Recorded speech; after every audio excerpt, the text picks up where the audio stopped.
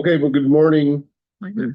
Can I get a motion to reconvene in open session? Moved by Doug, seconded by Tony. All those in favor? Thank you. We're now reconvened in open session.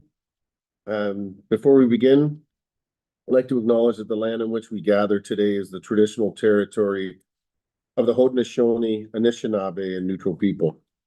We acknowledge the enduring presence of the Indigenous people with whom we share this land today, their achievements and their contributions to our community. We offer this acknowledgement as an act of reconciliation between Indigenous and non-Indigenous peoples of Canada. As before we begin, any declarations of pecuniary interest from the board? Seeing none. Closed session recommendations, I don't believe there are any. Consent items 7.1 to 7.7. Are there any questions or comments?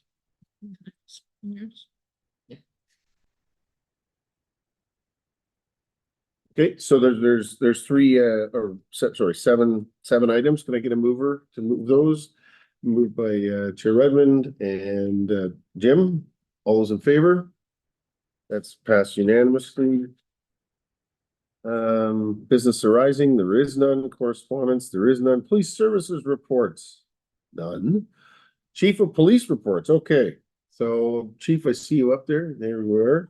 11.1 biannual update on public demonstrations and protests. I think you've got Inspector Halliday, and I don't know if you want to open it up, Chief. Good morning. Thanks, Chair McLean and members of the board. So today we have three presentations responding to a number of issues of growing concern in our community, and very proud to have some subject matter experts today who are going to highlight some of our challenges and opportunities as a police service. So the first presentation today is a biannual update on public demonstrations and protests, and we're joined here today by Acting Inspector Matt Halliday, who will be providing this presentation. So Deputy Davis, is there any comments that you wish to provide just to introduce Matt and the subject matter further? Perfect. Thank you. No, this is the first time we've done this report, and we have reported on, some major events like St. Paddy's Day in the past. But what we are starting to do is actually to provide a biannual report, just because we have seen an increase in the number of protests and demonstrations happening, and just so that there's awareness around, our work with organizers in advance of these events, about ensuring that there is the ability to exercise their lawful right to protest, but then also ensuring how we provide security and ensure public safety at these events. So Matt will go into some more detail in his presentation on that. I'll turn it over to Matt. Thank you. Thank you very much. And I believe you already have my presentation. So good morning, my name is Matt Halliday. I'm the Acting Inspector in Field Support. I'm also the Public Order Liaison for the service. So next slide, please. Public demonstrations and gatherings have been increasing since the pandemic. They range from addressing geopolitical conflicts to unsanctioned street gatherings. To date, we have had 51 demonstrations in 2024, but not every demonstration requires a public order response. Since the beginning of the year, of the 51 demonstrations, we've had 14 public order deployments, 10 for demonstrations, and 4 for VIP visits. This is on pace to surpass the amount of 2023 deployments. This is in contrast to before the pandemic, where public order was primarily used for St. Patrick's Day and homecoming. As you can see in the chart, demonstrations requiring public order response are increasing year by year, with 2019 only having 3, to our highest year by far being 27. Total staffing costs for all public order team deployments in 2024 to date, including St. Patrick's Day, are approximately $501,000. Planning by our major events branch is a very important part of managing demonstrations.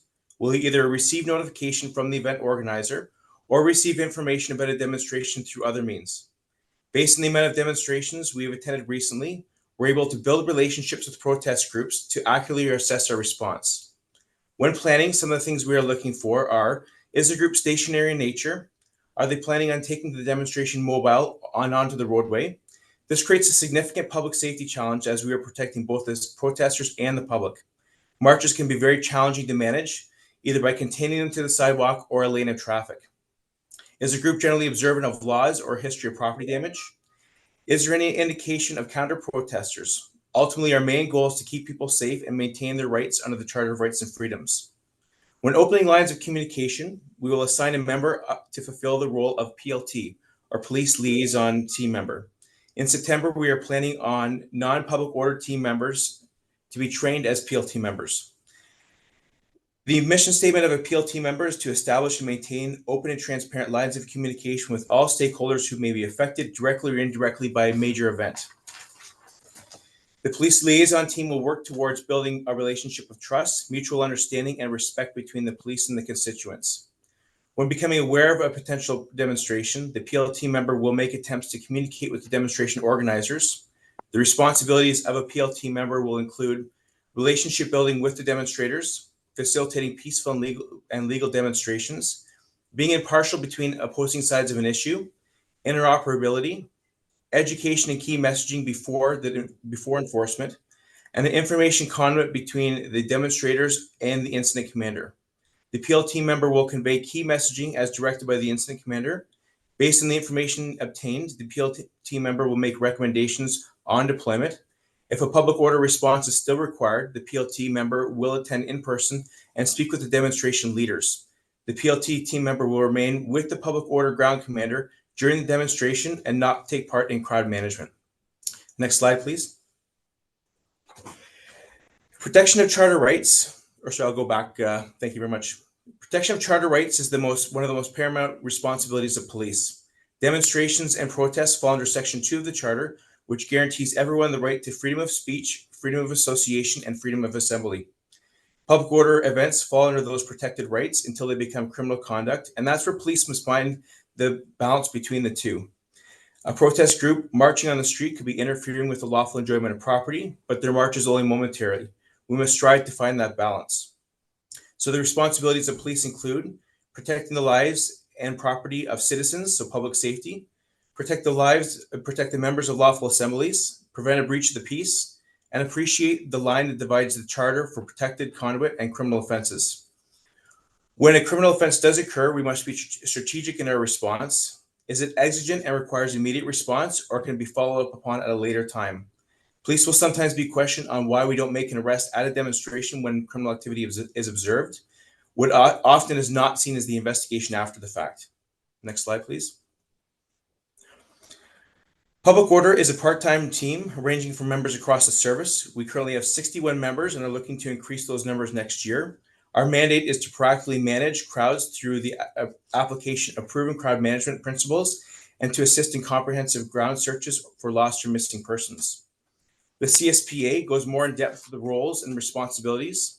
The public order officer in charge or designate may activate POU under the following situations: in anticipation of a crowd or of protesters gathering, in preparation for attendance of dignitaries, to assist in dispersion of crowds and venues, upon authorization of the chief of police or deputy chief, and investigations for deployment and in request of another agency, to reduce crowd agitation, to determine the underlying temperament of a crowd, to impart a psychological impact of a crowd, and to isolate and passively disperse a bristling or milling crowd. Next slide, please.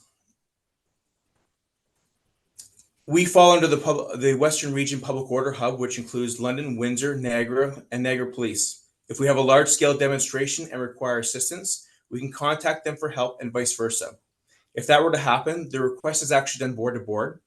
We also frequently talking to other public order units from across the province to determine best practices.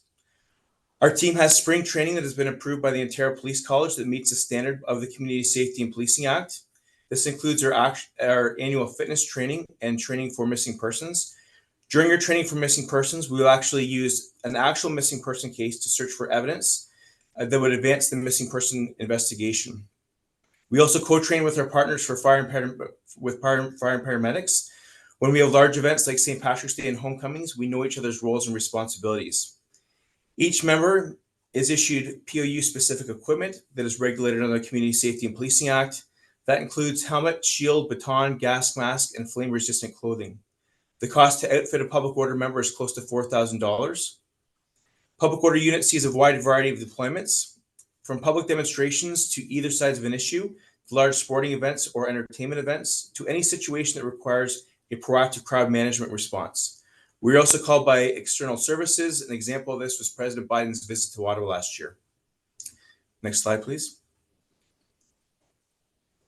Aside from public demonstrations, public order unit is called upon for St. Patrick's Day in March and homecoming in September, which we've already started to plan for. We have 2 deployments, a day shift and an afternoon shift. During our day shift deployment, we are assisted by the Ontario Provincial Police. This year's deployment saw an estimated 9,500 people at the intersection of Marshall Street and Regina Street in the city of Waterloo. Strategies we used for dealing with such a large condensed crowd are tactical communication, use of open source media, crowd monitoring and movement, as well as area denial. Once again, public safety is our paramount responsibility, especially in a crowd that big and condensed. This past year, we had a medical incident in the middle of the crowd. We were able to work with paramedics and fire to respond to the incident and take the patient outside the crowd for treatment. This is where our training comes in. Over the course of several hours, we will ask the party goers to leave from the outside in, eventually getting to the center of the crowd. Overseeing the deployment was our command post at North Division. WRPS, OPP, the universities, bylaw, fire, and paramedics all work together to have open lines of communication. This open communication helps us work towards our goal of public safety. Thank you. Well, thank you for the presentation. Any questions from the board? Karen Quigley. Oh, thank you. Through you, Mr. Chair. I'm just wondering, based on your comment about the increasing demands for the team, what would you think the projected optimal range would be for the size of a team? Obviously, it's stressful for the current size, but if we were looking to have a more optimal size of a team, what would those numbers look like? Just a range. I appreciate it's not a fine science. Currently have about 61 members, and we're looking to go towards about 75. Because of the amount of deployments, we want to make sure our responding officers aren't getting exhausted and overused. So that would be our goal number for probably next year. Okay, thank you. Just following up on that, there's not a full-time job. They will be, these officers will come from a variety of different departments or from different detachments. So this is when something comes up, this is over and above, or they're taken away from their existing duties, right? So this isn't people that are officers that are standing by. So that's the stress is that this is from our existing complement who all have other responsibilities. Is that correct? That's correct, sir. Yeah. Okay. Other questions? I had one, and when you look at the numbers, I think 2 years ago it was 15 of these deployments. Last year was 27. It may not get to 40, but it's going to be well over 35 this year from the looks of the way the numbers are going. That's stress on both the budget as well as the service. I don't know if you have any comment on that, or Chief, you want to weigh in, because and we've seen this with other, whether it's with Israeli-Palestinian issues, whether there's just public protests are ramping up. So I don't know if you want to comment on it in terms of what we're going to be looking for in terms of human resources, but also, financial resources. Thanks, Chair McLean. Yeah, so we're very well coordinated with police leaders right across the country and certainly across Ontario. And I can say that the trajectory we've seen here in Waterloo region is on par with other jurisdictions right across the country. And so we're trying to continue to raise awareness for, just as you've mentioned, the increasing frequency of deployment, the increasing cost that is unbudgeted. And as we continue to see that upward trend and rise in occasions where required, with public safety and community safety being at the forefront, we do this really well. We're very proud of some of the leading and modeling that we're doing in our region. But the other part of this is with a provincial hub model where we support other agencies and their deployments. We're also called upon to assist other jurisdictions with this capacity. So in the past 4 years, if you take your mind back to some of the pandemic-related demonstrations, the truck convoy, and other political types of demonstrations, as you mentioned, we're seeing this rise in need. This is also one of the Inspector General's recent audits on capabilities of police services in Ontario to ensure they're adequately and effectively provisioned and capable of providing these deployments. So in future budgeting cycles this year coming up and beyond, this will be a top of mind consideration for the board and for our service to ensure that our members are safe so that we can keep our community safe within Waterloo region. But I can assure you there will be continued requests beyond to assist other jurisdictions across Ontario. And a final comment, I know we're working together with the universities and college around St. Paddy's Day, but the reference by Mr. Holliday about there being a medical event in the middle of 9,000 people where there's no access to is just that's probably the first of many. And so we look forward to working on that. But the other part is the huge cost of that unsanctioned event is money that should be spent on other things in public safety as opposed to an unsanctioned event. So I look forward, you and I are going to work with partners as per the direction of the board. So, okay. Any comment on that, Chief, or no? Just to say that the costs for these types of deployments interventions is not even just for WRPS. One example is the recent designation of a tactical paramedic capability with Waterloo Region paramedics as well, so that they're able and equipped to intervene in large crowd management, but also for some of our other types of deployments. So working with other emergency services, community partners as well. This is us enhancing our capacity, but it is a cost in our growing, vibrant region. So there's no doubt that there's work to be done moving forward. Okay, no other questions? Thank you for that presentation. We'll move on to 11.2, responding to homelessness and addiction in the region of Waterloo. And I believe this is you, Chief. Have I got that right? Oh, I will do a quick pass off again to Deputy Davis to make an introduction. Just want to signify this was a request from the board to give us a snapshot of our total community and service response to issues of homelessness and addiction in the region of Waterloo and how that has changed over the coming years. So I do want to recognize that we have a lot of community partners and community interest in the work that we're doing, from the region to many other agencies that support those facing issues related to homelessness and addiction. As evidence today, we had someone join today's meeting virtually, Sarah Escobar from Community Justice Initiatives, who wanted to ensure that she was present for our presentation and is a strong advocate for issues of social justice in our community. So over to Deputy Davis to make an introduction. Thank you. Perfect. Thank you.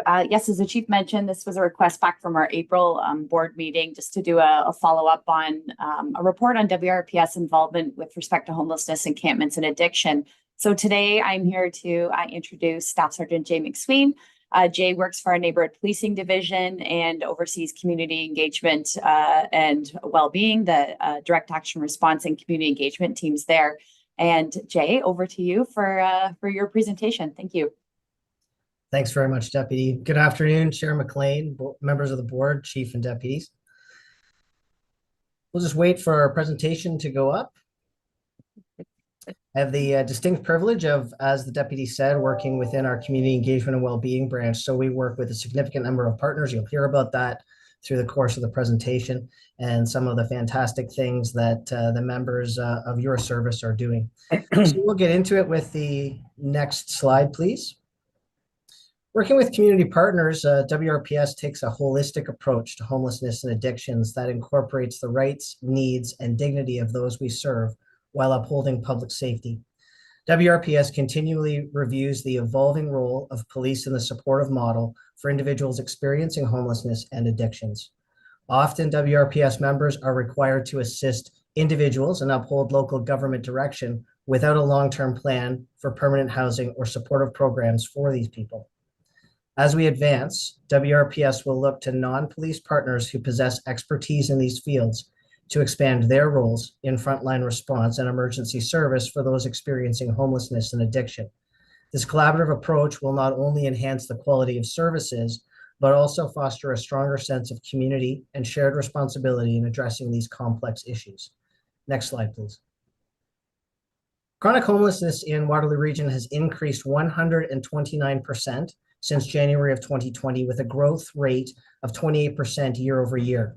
Many citizens and community agencies are calling for a reassessment of the role of police when dealing with this massive social challenge.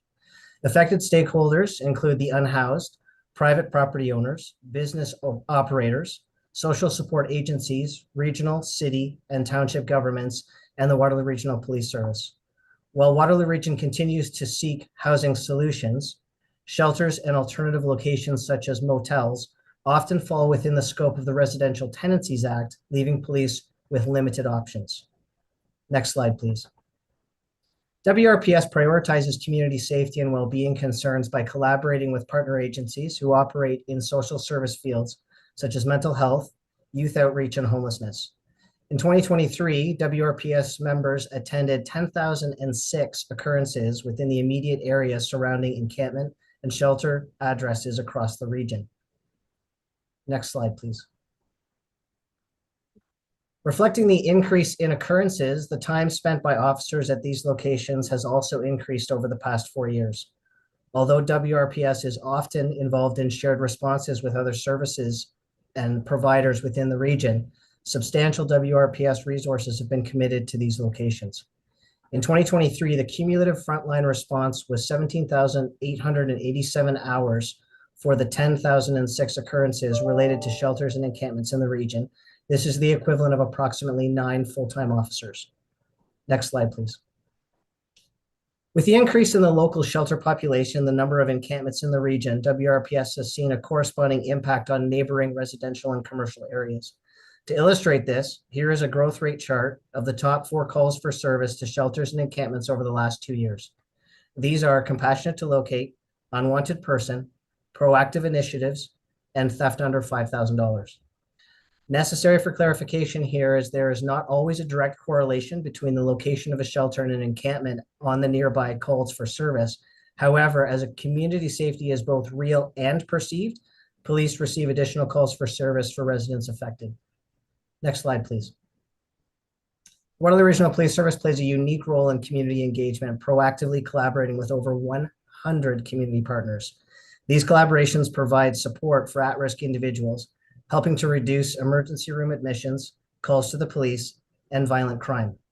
WRPS is actively involved in collaborating with community partners who specialize in addressing housing, homelessness, and addiction, emphasizing our commitment to public safety. Examples of our collaboration include weekly meetings with Connectivity KW4, liaising with regional BIAs, coordinating mediation sessions with community justice initiatives for neighborhood issues, and referrals to community healthcare in Kitchener-Waterloo for medical, dental, and creating and getting new identification cards. Next slide, please.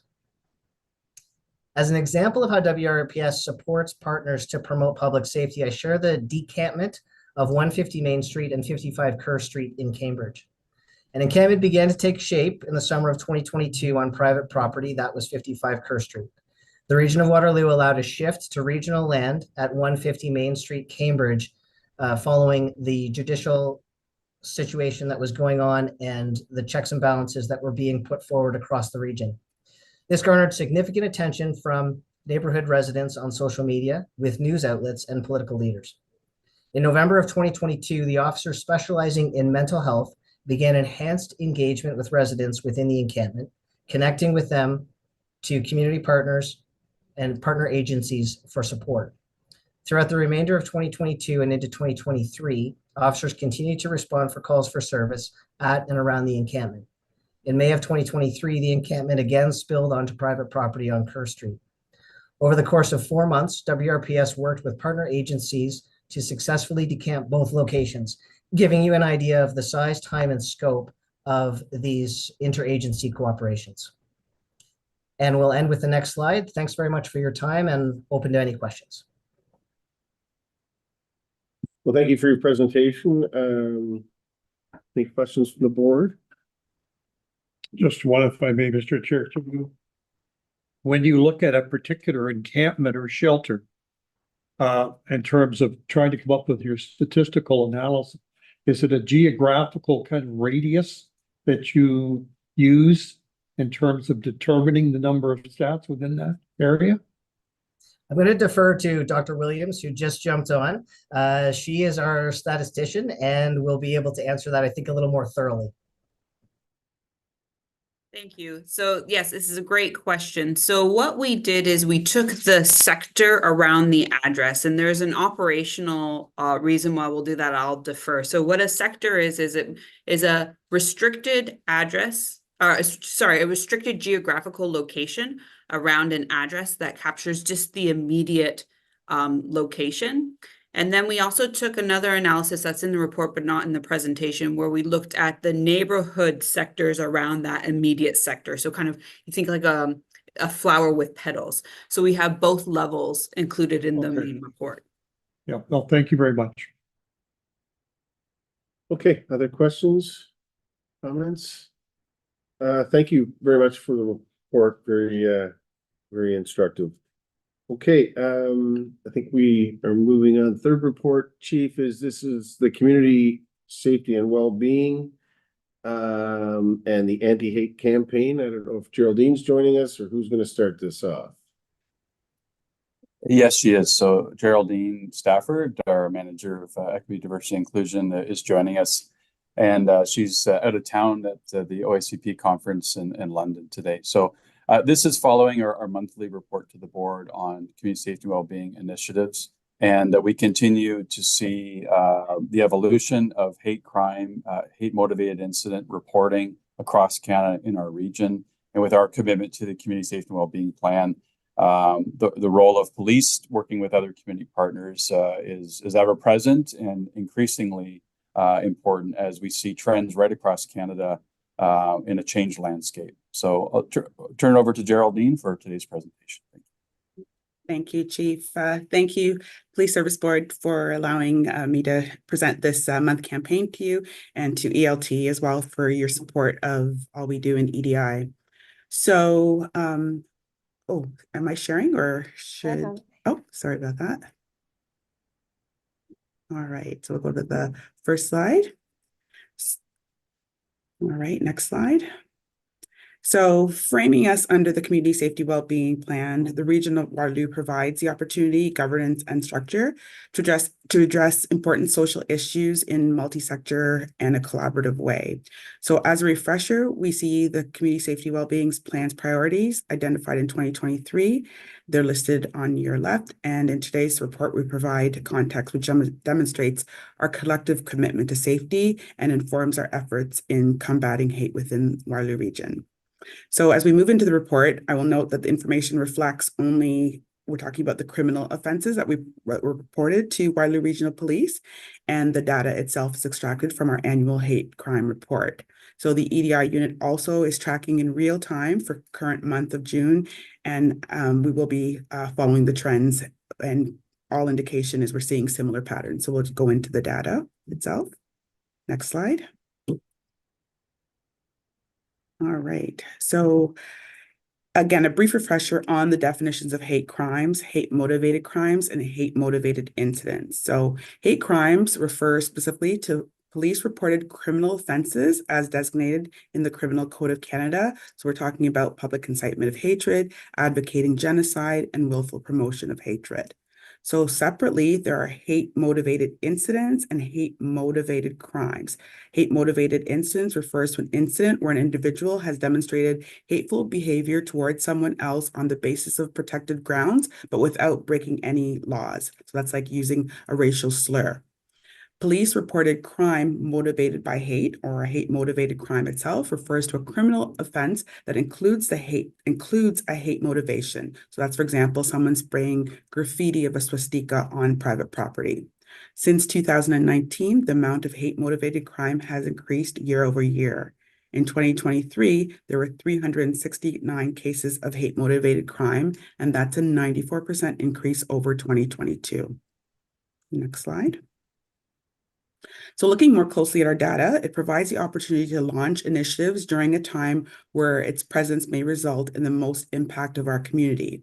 So 2022 demonstrated a small monthly increase over the first 6 months of the year, while 2023 saw two dramatic increases in both April and peaking in June, where we had 52 incidences, providing the information that supported a decision to launch an anti-hate campaign in June of 2024, our current month. So the main call to action for this month is report hate to police. Next slide. In this slide, we highlight the three groups that saw the largest increase in hate-motivated crimes from June 2022 data to June 2023 data. So we see 18 incidents targeting unknown sexual orientation, which broadly means the 2S LGBTQIA community. 8 incidents fell under other sex, which again is a subset, and we specifically use those for transphobic incidences. And then we see 7 incidences targeting Jewish individuals where they reported. Okay. Next slide. And so these are just a few posts that make up part of the awareness campaign this June that will really help inform our community how we define hate incidents. So we'll just go to the next slide. All right, and then next slide. Next slide. Okay, and the next slide. All right. Thank you. So what you will see if you following us on social media, which I'm sure you are, you'll see the social media posts really with the call to action of reporting hate to police. Thank you. Thank you, Geraldine. Questions from the board? Karen? So Geraldine, I just really want to thank you for this reporting. I know that there's limits because of the definitions, but can you talk just a little bit, remind all of us about the relationships you have with community groups? Because it seems to me that that's part of the strength of this whole initiative. Absolutely. So we, when you see us out there every weekend, just as many of you are, it's really about building that relationship with community and making it safe, where communities feel safe to report to police. It's very important. Our community partners have a role, and I think it's honestly their duty to help their community members report into police, because one of our posts is basically saying if we don't know about it, then we can't action it. So really, I think that a call to action for our community partners is you have an integral role to get this information to us. Thank you. Geraldine, that stat was just alarming. 22 to 23, 94%. Is that just, I mean, sometimes I think we've seen this before in some of our other data is when you start to ask people to report, you see an actual increase because people know that something's going to happen with it, right? So there could be one, but that's 94% is just shocking. Was it part of that? I mean, that was still during COVID.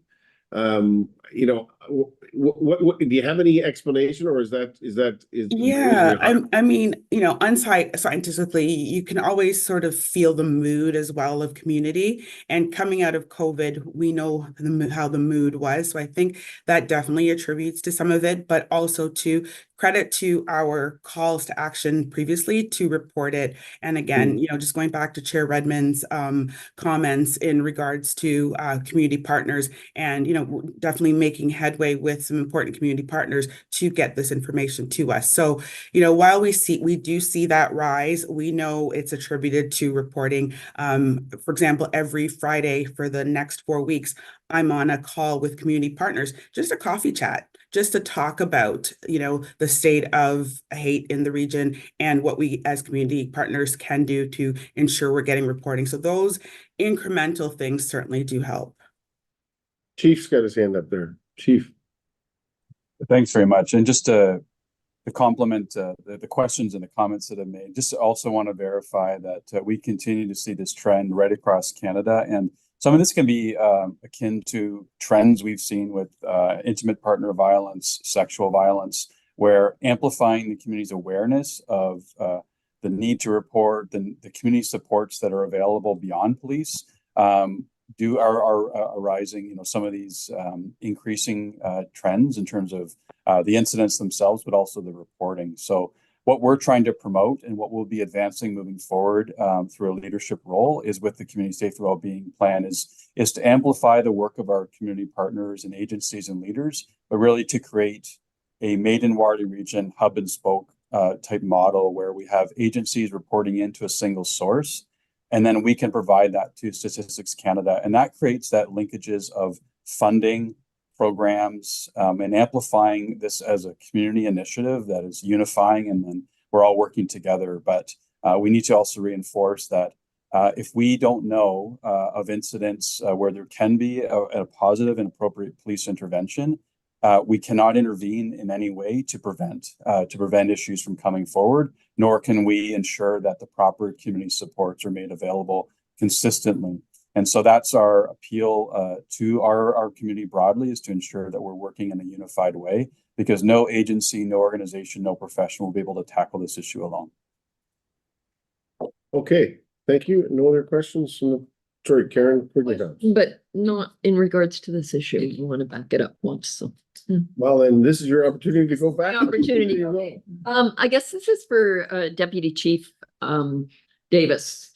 Just in relation to the chronic homelessness plan, I think in previous meetings we had noted that the leadership table of the plan did not include the service, and I'm wondering if in the next step, which is I believe action tables, and perhaps they haven't been actually formed yet because I don't think it's been that long, but will the service be engaged with one of those, do you believe? So to my understanding, yes, I think we have, you know, read through the plan and also recognized that there is a place for WRPS at that table, especially when you see our involvement across all levels in the work with all of our community partners each and every day. So that also is our plan moving forward as well with that. Thank you. Okay. Don't see any other hands up. Thank you for the presentation. I think we move on to monthly Chief of Police report. Over to you, Chief.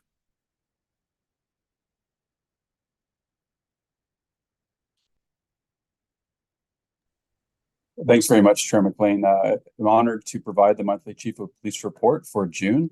And I just want to recognize that our service members are proudly recognizing and celebrating Pride Month, as well as National Indigenous History Month through a variety of both internal and external initiatives throughout the month of June. And we're very proud to be championing and supporting our members, but also members of our community through these points of recognition.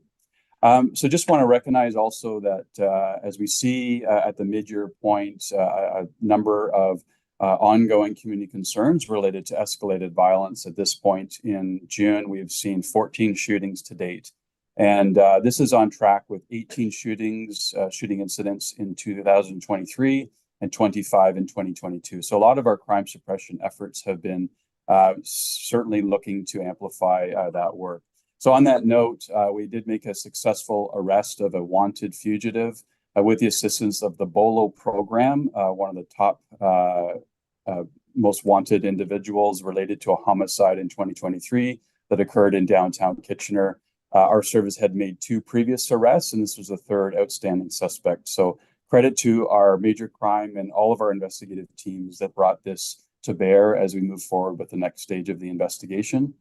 In line with our other crime suppression work, we have had some other proactive initiatives, and this just gives a snapshot of the type of work that's happening every day in our community. As an example, officers conducted a proactive patrol and traffic stop in Kitchener in the area of Fisher-Hallman and Victoria Street, came upon somebody who obstructed their identity, and through investigation, our officers seized a significant amount of narcotics and also a loaded handgun. And as a result, a 24-year-old individual was charged with numerous offenses. Similarly, in Cambridge, at May 26th, again, proactive patrol in the area of Roseview Avenue, Malcolm Street in Cambridge. Our officers located a number of individuals who were wanted on outstanding warrants by police. Through investigation, we found a sawed-off shotgun, ammunition, several knives, and Canadian currency. And ultimately, a number of individuals were charged with offenses and also outstanding warrants. So this is the type of increased number of firearms, weapons in our community that our officers are coming upon through their proactive traffic enforcement or crime suppression activities. So changing course through the month of May, we had a significant road safety commitment. You can see displayed on the screen a number of our initiatives through enforcement, visibility, and our road safety efforts. It was also a recognition of Canada Road Safety Week, which sought to amplify the theme of this year, that road safety, every road, every day, everyone, is a responsibility that we all share. So a number of proactive road safety charges throughout that one single week throughout our region. Our annual report, we're very proud today, as of this moment, to launch our annual report, which is the culmination of our service members' tremendous work and commitment following the board's strategic plan and vision. We are launching the annual report today, which is accessible online, and it is a snapshot of all the work in 2023 as we bridge into a new strategic plan and moving forward. Look forward to taking the board's and the community's direction in terms of how we provide public safety and community safety efforts to the region of Waterloo. Also very proud to look back. It was just a few weeks ago that the Waterloo Regional Police was proud to champion the Special Olympics Provincial Spring Games. This was a labor of love for several months and also years. As we know, that with the board's support, we had tremendous community-wide volunteerism, sponsors, supporters, welcomed hundreds and thousands of athletes, their coaches, their supporters, their family and friends, and the games simply could not have gone better in terms of a hosting opportunity for our service. So we're so proud of the many memories made, the points of joy, the points of sharing and athleticism and inclusion, and really championing the best of the human spirit. So I want to give thanks and recognition to all of our community members that stepped up to make this happen. An incredible opportunity and a point in our service history that will never soon be forgotten. And along that note, the torch literally continues to be passed along. We hosted the annual law enforcement torch run just last week, which will continue our law enforcement and public safety commitments to Special Olympics Ontario and passing the torch. And as recognition of our leading efforts at the Ontario Association Chiefs of Police Conference yesterday, Catherine Conaboy, our corporate events coordinator, received recognition of her leadership role in supporting Special Olympics efforts and law enforcement torch run over many years. And Catherine was recognized with her peers across Ontario as a leader in this field. We're also proud to recognize Detective Constable Adam Stover at the OACP conference, where he received an incredible recognition with the Ontario Association Chiefs of Police Excellence in Leadership Award. And this is recognizing a tireless investigative effort that he led, looking at complex fraud schemes known as NOSIs. And through his efforts, supported by many others, but has landed a landmark piece of legislative change that just came into fruition with all party support last week to help to put an end to this incredible fraudulent activity, which is hundreds of millions of dollars that has been a challenge for many across Ontario for some time. And through Detective Stover's commitment, tenacity, and really ingenuity, with the support of many others, has brought this amazing investigative capacity to real social change. And so we're very proud of his efforts and our service efforts in total. And in saying so, we know throughout the month of May and through this busy time of the year, we see the community events being celebrated. The weather is great. Our community is really becoming vibrant in all these celebrations. So we look forward to celebrating with our community through so many engagements and positive points of connection throughout the month of June moving forward. And it's been an honor with myself and the entire senior leadership team to see our members out in the community, serving, engaging, and having so many positive points of contact. So with that, I'll end the Chief of Police report for the month of June. Thank you very much. Take care. Well, thank you, Chief. Questions, comments from the board? Chair Redmond.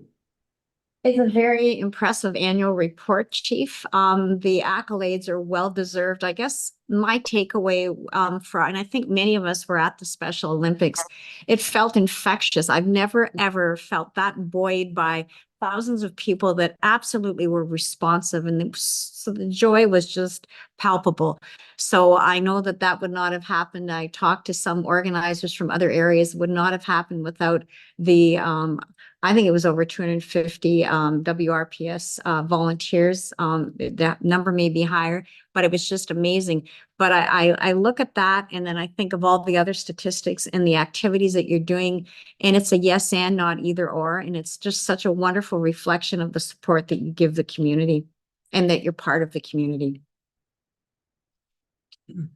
Yeah, I think, well, many of us were there either for the opening or closing. It was a spectacular event, and you're right, the energy was infectious for sure. No other questions, comments? Thank you, Chief. So moving on, new business. I don't think there is any future agenda items. Don't see any information items. Nothing. Just once we adjourn, members of the media are welcome to log into Zoom, and the login details that were provided, where Chief Crowell and myself will be available to take questions from the media. But we'll move on to adjournment. Can I get a motion to adjourn? Moved by Jim, seconded by